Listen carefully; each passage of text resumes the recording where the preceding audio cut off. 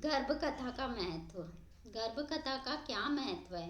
Pregnancy के time पे गर्भ कथा क्यों सुनाई जाती है और प्राचीन ऋषि मुनियों ने क्यों कहा था कि गर्भ कथा सुनने से बहुत फर्क पड़ता है। तो गर्भ कथा जो है एक प्राचीन भारतीय परंपरा है जिसमें गर्भवती जो प्रेग्नेंट वुमेन है उसको ऐसी कथाएं सुनाई जाती है जो शिशु के मानसिक, भावात्मक और आध्यात्मिक विकास में मदद करती है। यह जो प्रक्रिया होती है ये गर्भावस्था के दौरान माँ और अजन्मा जो बच्चा है, अजन्मे शिशु में एक गहरा संबंध, मदर और बच्चे के बीच में एक गहरा आध्यात्मिक और भावात्मक संबंध स्थापित करती है, बनाती है। मतलब इसका महत्व क्या था?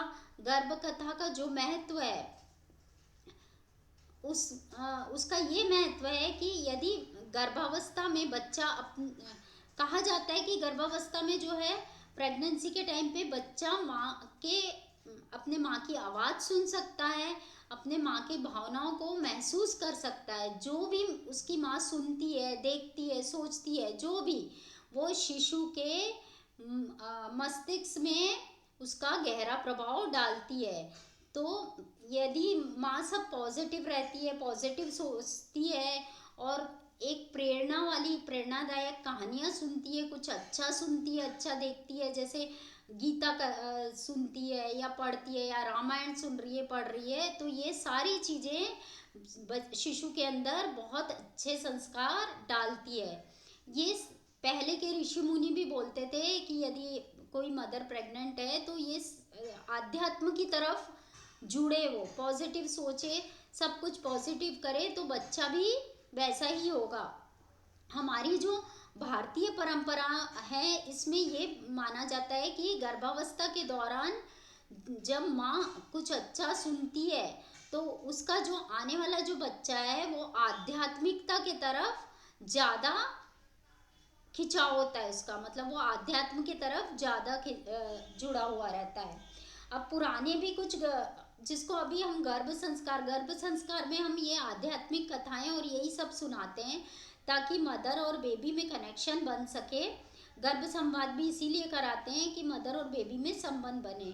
अब कुछ ऐसे प्राचीन गर्भ संस्कार की कथाएं, जैसे अभिमन्यु की कथा सबको पता है कि महाभारत में चक्रव्यूह की जो रणनीति हुई थी, चक्रव्यूह तोड़ने वाला जो प्रसंग था, उसमें अभिमन्यु को पूरा नॉलेज था क्योंकि उसने माँ के गर्भ में ही सुन लिया था। तो ऐसी और भी कथाएं हैं, जैसे भक्त प्रहलाद की कथा है, क्योंकि वो उसके माता पिता राक्षस थे, लेकिन वो भक्त प्रहलाद क्यों बना? क्योंकि नारद जी जब वो उसकी माँ प्रेग्नेंट थी, प्रहलाद की माँ जब प्रेग्नेंट थी तब नारद जी के आश्रम में वो जाके रही। वहाँ पे भगवान का भक्ति भजन पूरी तरह होता था, दिन भर भगवान की भक्ति चलती रहती थी, इसलिए वो बच्चा भक्त प्रहलाद बना और वो विष्णु भगवान का परम भक्त बना। अब इसी तरह और भी बहुत कहानियाँ हैं हमारे भारतीय परंपरा में, बहुत सारी ऐसे पुराणों में कहानियाँ दी हुई है। दूसरा ये होता है कि माँ को मानसिक शांति मिलती है। माँ के लिए एक ध्यान की प्रक्रिया है, ये स्ट्रेस लेवल को कम करती है और पॉजिटिविटी को बढ़ाती है। तो गर्भ कथा जो है, गर्भ संवाद, इसकी शुरुआत कब करना चाहिए? गर्भ कथा मतलब गर्भ संवाद भी होता है, इसकी शुरुआत कब करना चाहिए? तो गर्भ कथा सेकेंड ट्राइमेस्टर में चालू करना चाहिए, क्योंकि इस समय सेकेंड ट्राइमेस्टर, फोर्थ मंथ से शिशु का जो मस्तिष्क और इंद्रियां होती है उसका विकास होना स्टार्ट हो जाता है।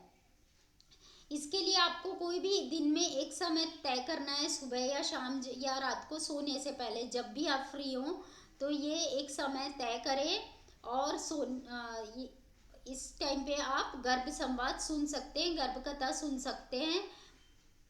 ये आप हफ्ते में 3 से 4 बार सुन सकते हैं। तो ये आपको सुनना बहुत ज़रूरी है, इससे आपके बेबी पर बहुत अच्छा इफेक्ट आएगा और ये वो आध्यात्म की तरफ रहेगा, एक पॉजिटिव सोच वाला बेबी होगा वो। अब कैसे गर्भ कथा कैसे करवाई जाती है? तो धार्मिक ग्रंथों के हिसाब से भी हम कुछ कहानियाँ जैसे बना सकते हैं, जैसे रामायण के हिसाब से भगवान राम का जो है उनका जीवन और उनके जीवन का प्रसंग आप कथा में सुना सकते हो।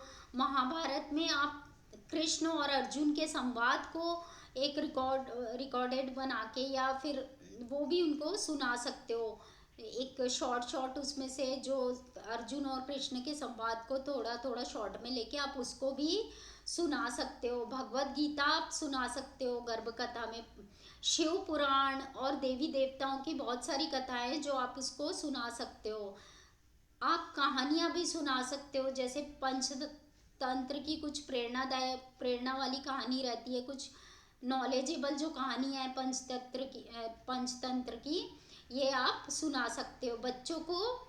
ये जो है बच्चों को शिक्षा देने वाली कहानियां, जैसे सत्य की कहानी, सत्य की राह पर क्यों चलना, ईमानदारी की कहानी, बहुत सारी पंचतंत्र में ऐसी कहानियां हैं, साहस की कहानी, इस तरह के जो भी कहानियां हैं वो आप सुना सकते हो। ऑडियो, आप ऑडियो और वीडियो का भी उपयोग कर सकते हो। यूट्यूब में बहुत सारी कहानियां मिल जाएगी आपको पंचतंत्र की, जो आप बच्चों मतलब गर्भ संवाद में, गर्भ कथा में सुना सकते हो। लेकिन ये कहानियां जो भी आप सुनाओगे तो एक सॉफ्ट म्यूजिक के साथ ही आप उसको आप मतलब सुनाना, ताकि काम वाला म्यूजिक होना चाहिए। पहले के लोग क्या करते थे, पंडित या कथावाचक को बुलाकर उनसे भी कहानियां करवा देते थे। और कई लोग ऐसे होते हैं जो खुद भी पढ़ना बहुत अच्छा रहता है। यदि आप खुद से पढ़ रहे हैं तो आपको समझ भी आएगा, और आप पढ़ रहे हैं तो आपके मतलब सेंसेस भी, सारे सेंसेस यूज होते हैं, तो आप पढ़ भी सकते हैं। तो पढ़ने से भी आप अपने बच्चे को ये सब कहानियां पढ़ के सुना सकते हैं। आप जो भी पढ़ेंगे वो भी बच्चा सुनता है। तो माँ की आवाज़ जो है वो बच्चे को सबसे ज़्यादा प्रभावित करती है। अब यदि अब आप गर्भ कथा सुन रहे हैं या गर्भ संवाद कर रहे हैं, तो आपको आसपास एकदम शांत माहौल होना चाहिए, पॉजिटिव माहौल होना चाहिए, शोरगुल नहीं होना चाहिए, हल्का म्यूजिक रहना चाहिए। मंत्र कोई आप काम वाला मंत्र लगा सकते हैं, या काम कोई भी म्यूजिक आप लगा सकते हैं, कृष्णा फ्लूट लगा सकते हैं। और सुबह, यदि आप सुबह नहीं कर सकते तो आप रात में भी इसको कर सकते हो। और यदि आप कुछ रामायण या कुछ भी गीता का पाठ या कुछ कर रहे हैं, तो बेस्ट है कि आप अपने भगवान, आपका जो हम मंदिर है घर में, आप मंदिर में भगवान के सामने बैठ के भी कर सकते हैं। यदि हम गर्भ संवाद करते हैं तो हमारे बेबी का जो, शिशु का जो मानसिक विकास है वो एकदम पॉजिटिव होता है, और बहुत अच्छे से उसका ब्रेन डेवलपमेंट होता है। और वो म्यूज़िक जो है वो एकदम पॉजिटिव माहौल क्रिएट कर देती है। जो हम काम म्यूज़िक लगाते हैं, जो हम देवेशनल वाले जो भी जैसे कृष्णा फ्लूट वगैरह लगाते हैं, तो उससे आसपास का वातावरण भी शांत होता है, बच्चे में अच्छे संस्कार आते हैं, नैतिक और धार्मिक हम लोग कहानियाँ सुनाते हैं, उससे क्या होगा, बच्चे में बहुत अच्छे संस्कार आएंगे। बड़ा होकर बच्चा बहुत सहनशील और पेशेंस वाला बनेगा, बहुत हेल्पफुल बनेगा, दयालु बनेगा, और बहुत ही इंटेलिजेंट बनेगा। और उसका जो फिजिकल डेवलपमेंट है, उसका जो शारीरिक विकास है, यदि माँ शांत और खुश रहती है तो उसका शारीरिक विकास भी बहुत अच्छे से होता है, और बेबी की ग्रोथ भी बहुत अच्छी तरह होती है। माँ भी यदि गर्भ संवाद सुनती है, गर्भ कथा सुनती है, तो पॉजिटिव कहानियाँ सुनने से माँ का भी मन एकदम शांत रहेगा, और उसका जो स्ट्रेस लेवल है वो भी कम हो जाता है, पॉजिटिव सोच बढ़ जाती है, पॉजिटिविटी आती है माँ के मन में। धार्मिक ग्रंथ पढ़ने से धर्म के प्रति एक अलग सा उत्साह होता है मन में, सुनने से बहुत अच्छा लगता है धार्मिक चीज़ें सुनने से।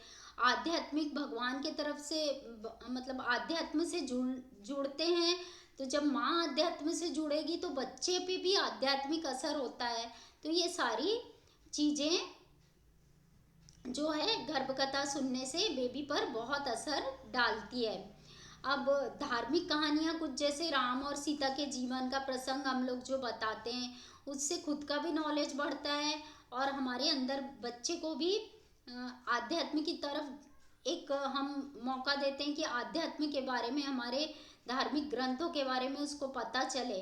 गीता के उपदेश आप सुना सकते हो, कुछ प्रेरणादायक कहानियाँ भी आप इसमें गर्भ कथा में, गर्भ संवाद में सुना सकते हो। जैसे कुछ कुछ महापुरुष हैं, जैसे स्वामी विवेकानंद है, इन लोगों की भी आप कहानियाँ सुना सकते हैं। साहस और निडरता की भी कथाएं सुना सकते हैं। मोटिवेशनल भी कहानियाँ हम सुना सकते हैं जो पंचतंत्र में होती है। पंचतंत्र की कहानियाँ बहुत सारी जो भी हैं, उसमें से अच्छी अच्छी कहानियाँ आप सुना सकते हैं। तो ये गर्भ कथा का जो महत्व है उसके बारे में हमने अभी बात की है।